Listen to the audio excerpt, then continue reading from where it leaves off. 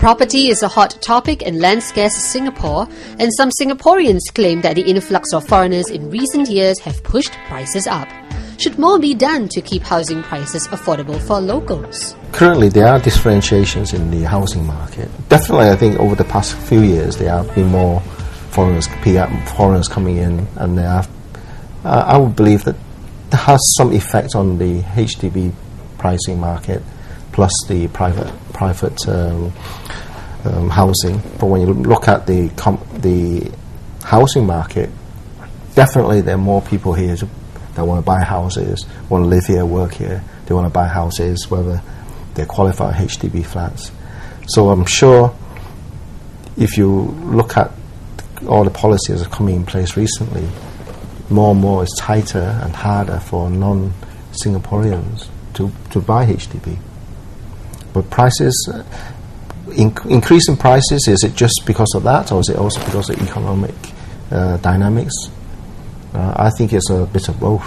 As far as HDB is concerned, foreigners just cannot buy a HDB direct from government. PRs can buy resale, but they are not entitled to the same number of grants that a Singaporean gets, and rules for them to sublet the apartment are also stricter. If the suggestion is to make pricing different, that feels like there will be a lot of complication. So is it a quota? Is it a foreigner quota? And if a PR buys a HDB flat, does that mean he can only sell to another PR? So I don't. There are a lot of implications to this pricing scheme. Maybe it's something that the government can think about, but I do not know if it is even worthwhile in the first place. Because if the foreigners are not the key reason why property prices are the way they are, then introducing this might not solve the problem. As with all problems with housing, there are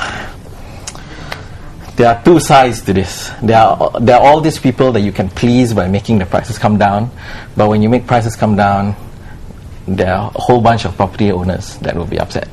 How about you, Elon? In the future, when you get a job, are you looking to buy your own place or rent? For me, it's really like I'd love to have the choice. No matter whether in the future I want to become a PR, become a citizen.